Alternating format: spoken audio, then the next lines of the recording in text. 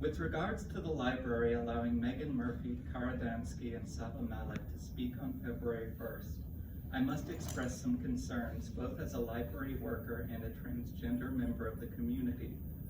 This is not a matter of merely taking personal offense to someone I disagree with. These are people who are hostile to my very existence. They seek to strip transgender people of their rights and spread malicious slander that paints transgender women as potential predators, despite the fact that transgender women are far more likely to be victims of hateful violence and sexual violence and the loss of jobs and other impacts due to their identity. Libraries are not and cannot be neutral. Neutrality in the face of bigotry implicitly condones that bigotry. In welcoming this group to speak, the library has become an unsafe place. There are ideologies in our world that are antithetical to the fundamental purpose of the library, and this is one of them. By giving these ideologies a platform, the library erodes its own foundations. I understand that legally speaking, there may be barriers in place that stop the library from canceling this event. However, at the bare minimum, the library must publicly acknowledge that this is a huge breach of trust that violates the safety of vulnerable people. And further, the library must detail how they plan to regain the trust of the community. Thank you for your time. Thank you.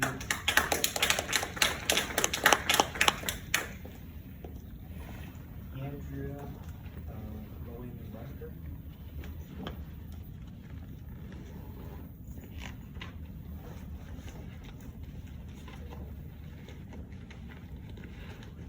So my name is Andrea Loewen-Rucker. She, her, they, them. I'm an international political activist and live in this town. I invited to speak the next hate crime in Capitol Hill. I know what's going on in this town. I recommend that the library only provide rooms for NGO or other groups if the Universal Declaration of the Human Rights respected. And as I told clear, I was this year 3 times here inside. I don't know. I'm for free speech, and that's the point. Are you for my free speech? So we can talk to it. So I have wrote one of the NGO submissions. I don't know if other groups have write any NGO submissions to the Human Rights Council, to the neighbor, the USA. I have next year to check for what's the human rights situation. And I give a little bit background. So I'm a trans, intersex, and binary activist and woman. So there was, and I have my German stamp. Okay, I live with this shit. From 1794 until 1899, Prussian law allowed for persons who would today to be described as intersex to freely choose their gender up turning 18. However, as Germany updated its legal code at turn of the 20th century, it took away this option even enthused toward sex and gender diversity began so often with German society. Furthermore, Preußen and the German law maintained a ban of homosexual behavior among men, which the Nazi regime intends. Among the victims of the World War II were not only gay men, but also lesbian and people who today were called intersex, transgender, and no-binary people. The motivation for the persecution, these people, their non-conformity of their gender expression and prevailing norms begin in 1933. These people, exclusively gay men and straight women, trans women, were systematically arrested. Pretentious in Hamburg, Bremen, convicted, deported, suspected to medical experiment, especially intersex people in Auschwitz, castrated and murdered in concentration camps such as Mauthausen in Austria, Dachau in Bavaria, etc., to euthanasia campaigns. This is the situation discovered by the Allied soldiers who liberated these camps in 1945. That was US soldiers in Austria. They have opened this concentration camp. In response to these conditions, a committee headed by Mrs. Eleanor Roosevelt, the wife of the US President Franklin D. Roosevelt, wrote the Universal Declaration of the Human Rights, Article 2, Everyone is entitled to all the rights and freedoms set forth in this declaration without distinction of any kind, such as race, color, sex, language, religion, political or other imposition, national or social or original property, birth or other status. Furthermore, no distinction shall be made on the basis of the political jurisdiction or international status of a country or territory to which a person belongs, neither in the independent, trust, no self-government, and under other elimination surveillance. The United States of America is one of the founding members of the United Nations, and that was in October 24, 1974, 1945. So, and I recommend that the library in future have more information for intersex genital mutilation in its library. And for a little bit fact, I researched for the information what was going on in Germany. We know that they get 2,000 procedures of intersex genital mutilations and 500 castration yearly in Germany, and it started after World War II with a doctor here from US. It was never before. And we have this shit in Germany, and we have only a ban in California, in Portugal and Malta. I say thank you. Thank you, Gordon.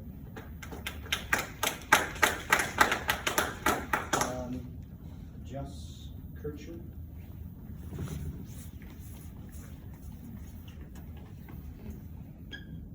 Hello.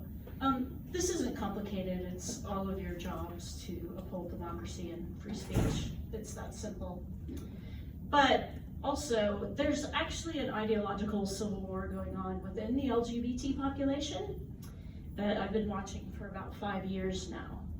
And there's actually a lot of disagreement around issues such as medicalizing gender dysphoric children, because some used to grow up gay or lesbian, not trans. There are disagreements about whether or not trans girls should speed past girls on track teams, and issues like prisons and other issues other people have spoken about. So if you were to deny this event, not only would it be against the First Amendment, but it would be against other LGBT people. So there's no ideological rainbow flag that represents one viewpoint. And I'm actually part of I'm a board member of an LGBT and T organization that's trying to address some of these issues. And I follow a lot of identity politics issues. I'm mostly a leftist. I believe in socialized medicine and education. I have a few other more centrist positions, but as far as the many sort of contentious identity politics on the left that I follow, I think the most abusive, violent, sexually explicit threats are thrown out by trans activists. And I think it's really important for us to air this dirty laundry. There's problems in all communities. I'm in a same-sex marriage, and there was a lesbian who threatened a pizza parlor and got busted for it.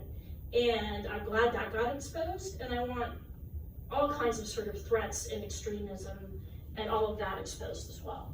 And I don't agree with everything Wolf says, but these, not only should you not repress this speech needs to happen. And this dirty laundry needs to be aired. It's healthy. Because there's a lot of unhealthy things going on within the queer community, and we all would like to talk about it. Thank you. Thank you. Jerry Che. Hey all.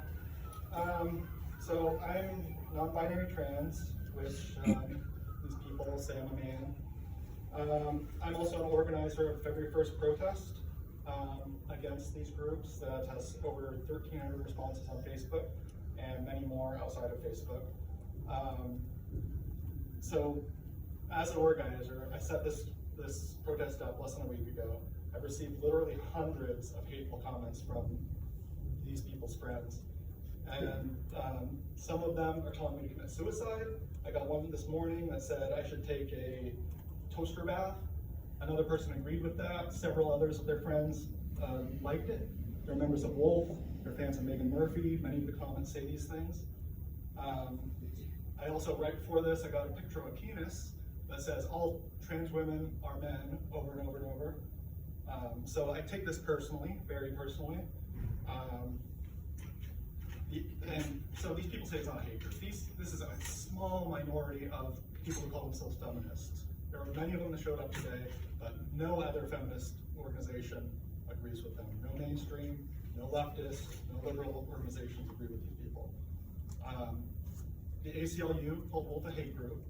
The speaker of Wolf very recently just spoke at the Heritage Foundation, which is in support of the Heritage Foundation.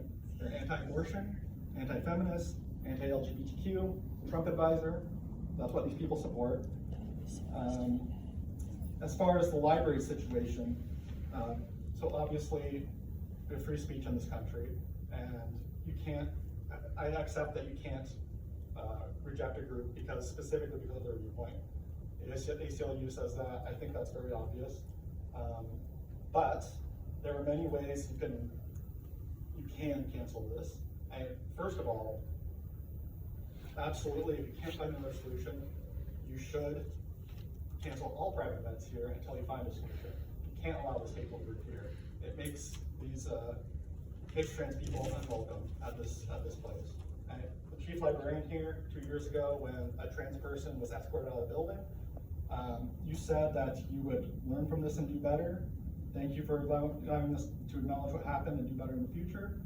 Trans people have not felt that. I would love to have used the bathroom. I need to use the bathroom. There's nothing on this floor for gender that's gender neutral. The sign downstairs next to the elevator had men's and women's signs, nowhere to say that there was a gender neutral restroom. I'd have to go downstairs and ask the front desk. There's nothing. There's also 13 library branches that have 0 gender neutral restrooms. According to municipal code, denying directly or indirectly the full enjoyment of any available goods, services, accommodations, facilities, privileges, and advantages is a limit to free speech according to Seattle law. Even if you don't accept that, there are violent threats against me. If there's an imminent threat of violence, it's a legal obligation to cancel this event. Many other ways, viewpoint neutral cancellation is completely possible. You could ban all events that discuss marginalized people's human rights. You can ban all events that are not a local public organization registered locally. Many other ways, you could be creative. My view is if you allow this to happen, it's a choice on your part to allow hate group. You have many ways to do this. I'm sure legal organizations here would completely agree there are many ways they could cancel this legally, and other libraries have. Other library systems don't allow private events. They don't allow certain classes. There's some that don't allow any religious events. Many ways to do this. So thank you. I hope you make the right decision here, or else there will be thousands of people outside on February 1st. Andy Jeffers.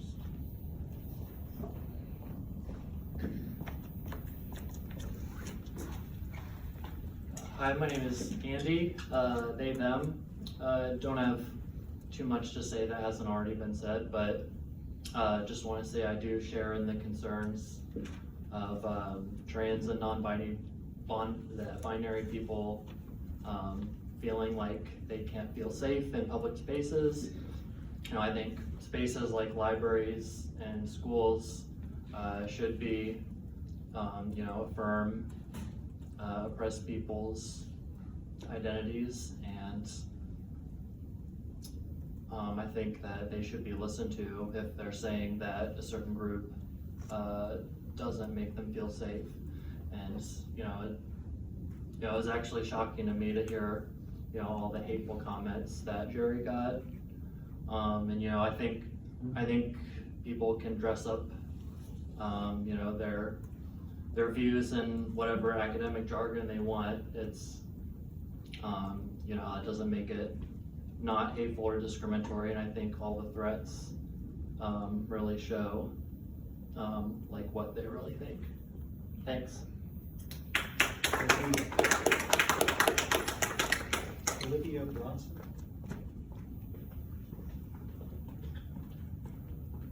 Hi. 22 trans women are dead this year, the majority being trans women of color. Murdered, and that's only the ones we've been able to keep track of.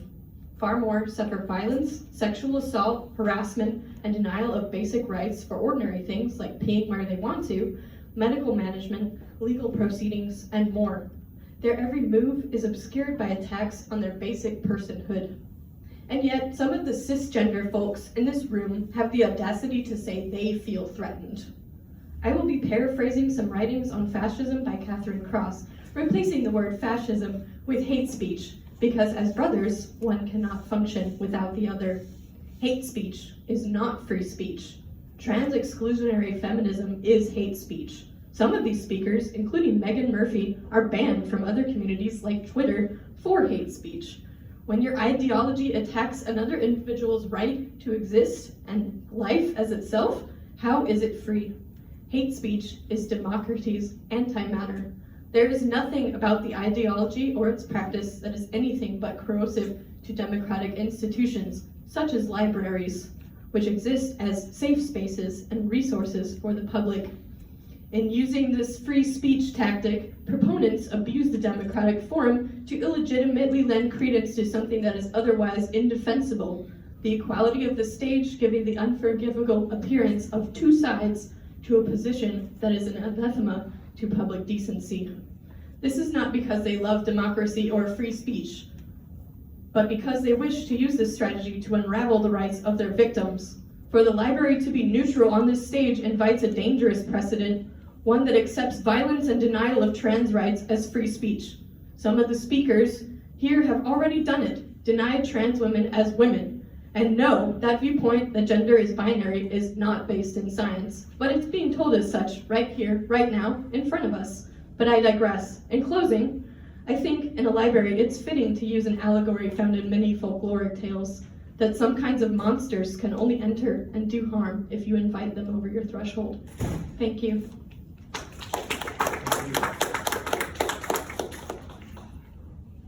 Aiden Blair.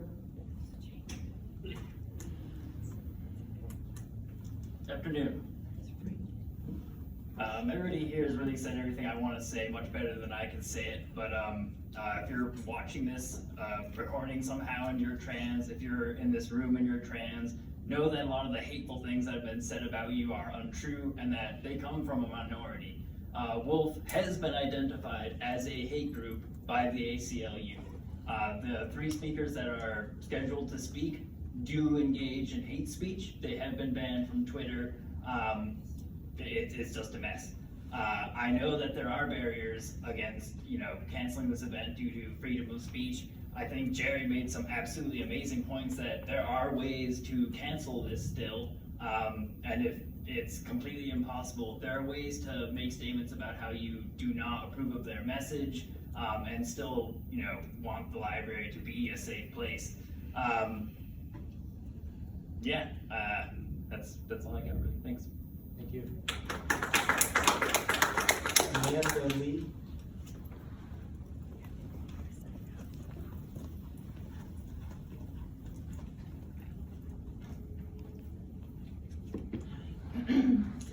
I am, I guess what you would call a classical feminist.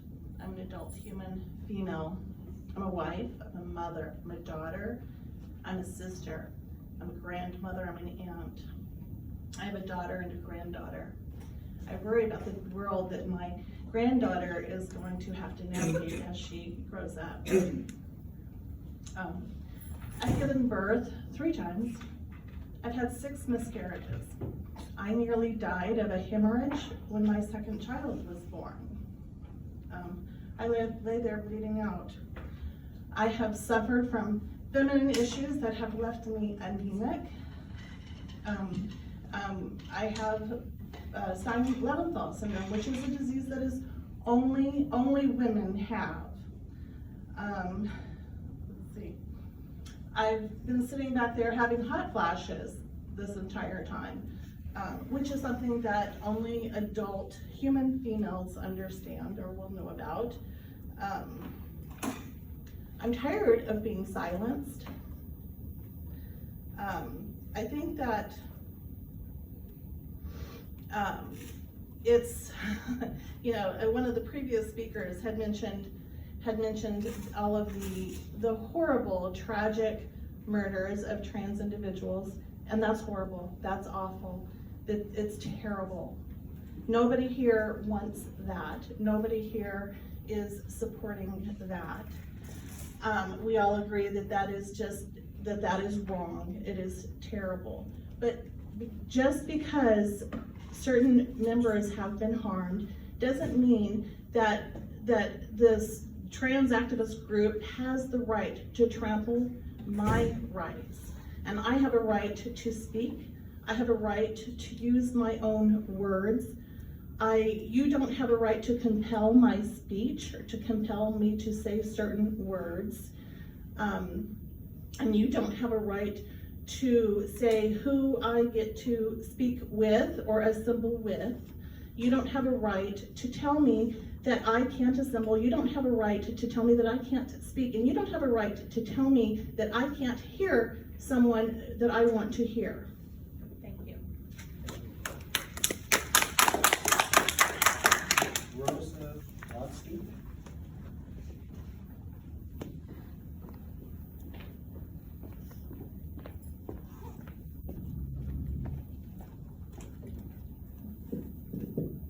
Hello, I'm Rosa. I'm a transgender woman. I'm here because, for a lot of reasons, but I don't think that the library agrees with what Wolf is doing. I understand the position that you guys are taking. I understand that you're trying to be impartial and neutral about this. I also see the library as part of a broader community, and trans people are part of that community, and we don't have it so easy sometimes.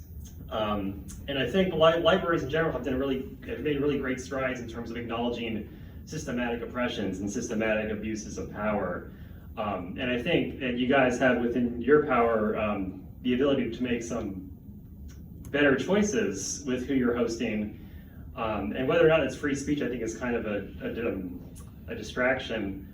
I think that Wolf is they're a minority in the sense of within the broader feminist movement. They're definitely a minority. I think the reviews definitely reflect the status quo beliefs of what gender is. I'm 29 years old. I came out to myself as trans when I was like 3 months ago, really.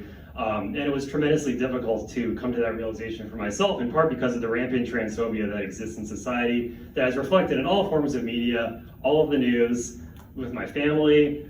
There's a lot of messages out there that tell me that I don't exist as I am, as who I really am. And it can be quite the gaslighting nightmare sometimes. And I think that what Wolf is representing is really, again, I'm not saying that they're going out and doing the murder. I'm saying that they represent the seeds of the ideas that cause the systematic violence. And I think that those seeds go really deep in all of society, and I think that it's only through consciously taking actions and not taking the path of least resistance. You guys can take the path of least resistance if you want to, but that's not going to do the trans community any good. And if you really believe in upholding social justice, I think eliminating the fines is a great idea. If you want to continue upholding social justice, I think you'll take the concerns of the trans community very seriously, because I love libraries. I want to feel safe here. I really do. And again, I don't think that you guys agree with what Wolf is doing, but I think that you have many options in terms of not giving a platform to this group, because I can speak personally that these ideologies have caused tremendous harm in my own ability to understand myself. And yeah, that's all I've got. Thank you. Kristen Larson.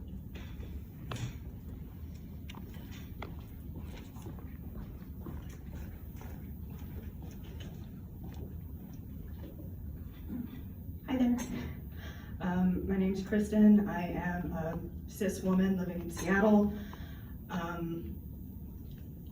It's been really interesting to hear a lot of people's perspectives on what losing sex segregated spaces means and how you need to feel safe. I've been raped. I've had sexual violence put upon me, and that was all by men. My partner is a trans woman, and she is a million miles away from any man. And all the other trans women I know are millions of miles away from any man. All the non-binary people I know are millions of miles away from any man.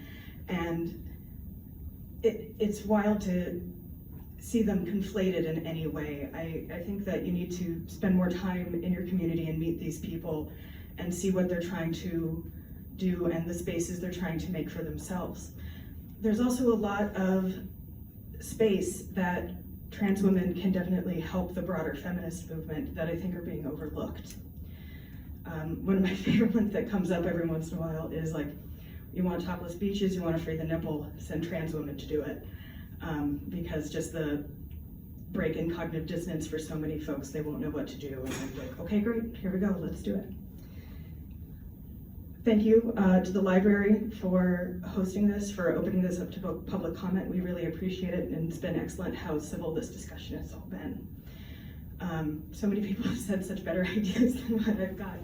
And I think it really needs to be listened to, especially about how what's happening with this group is standard right-wing troll behavior. What they're doing is hiding horrible ideas, hate speech, and discrimination behind talking nicely and behind following rules. And just because you're saying kind thing, like just because you're saying things with the right lexicon, with the right words, it does not mean what you're saying is not a call to violence. Misgendering people is a violent act.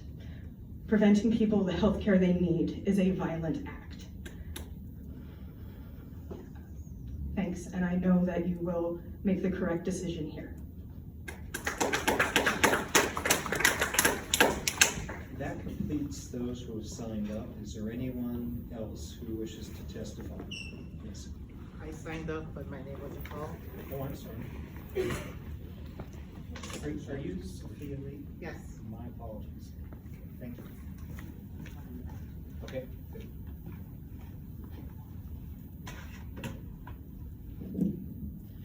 Thank you, members of the library board, for taking the time to hear our comments and concerns.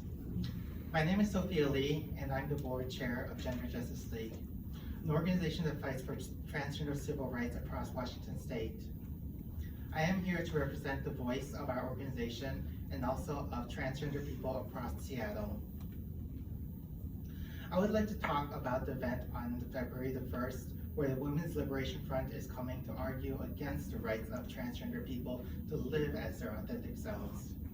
This event is extremely problematic as it takes transgender people, a protected class within Washington state law, and debates the humanity of them.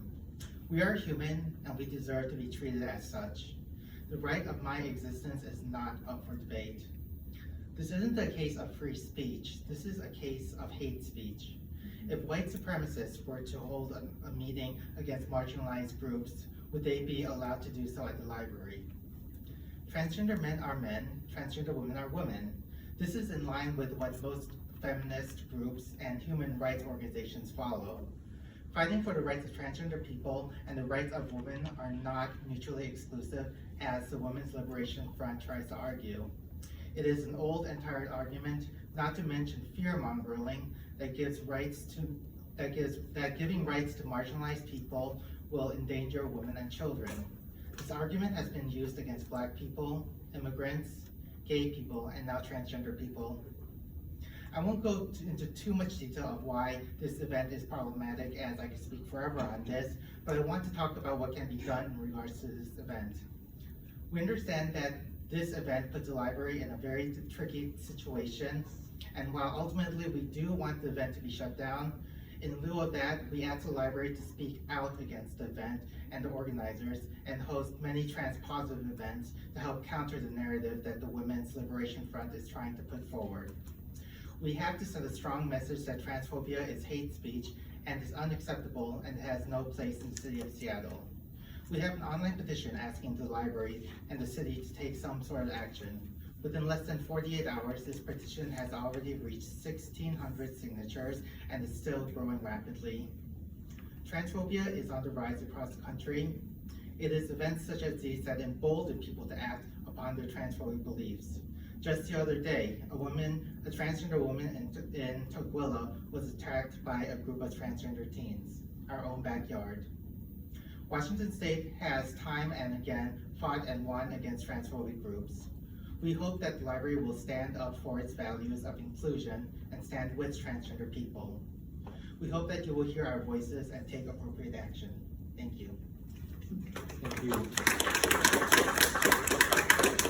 And I believe there is one other person. Yes, please come forward.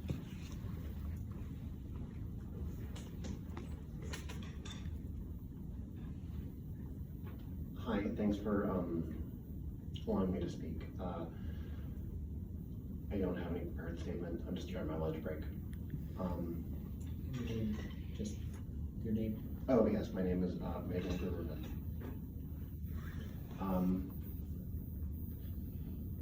In this space, I've heard a number of people leverage their status as survivors of sexual violence, and I find that astounding as someone who is also experienced sexual violence, and I'm maligned as a class, as a member of a class in this case. I'm not a good speaker on this, I'm sorry, I'm just kind of moved.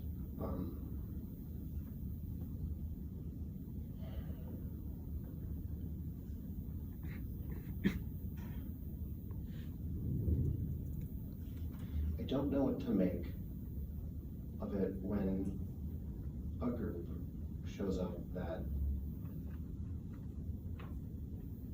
wants to say that because I am who I am, and I am what I am, that somehow I'm a threat to other people.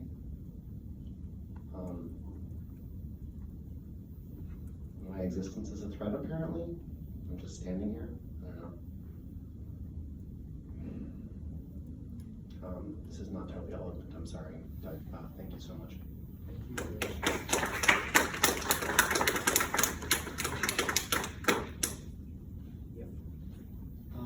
Just before we close the public hearing, I want to say if anybody wants to add any comments or make a comment or invite other people to this group, please feel free to do that and send your comments into the library, and we will be reviewing everything that we receive. That ends our, yes. I want to apologize. I think I was the only person here who had an outburst, and I think everybody was incredibly well behaved during these tense times. I did not think I was going to have an outburst, and I'm sorry, but I really appreciate it. I'm apologizing. No, he acknowledged me. That was not an outburst. He acknowledged me. And I just want to say, I want to thank everyone for being here.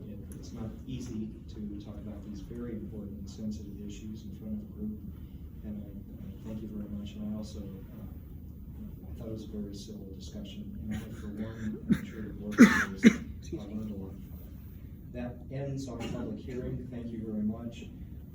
We are now going to go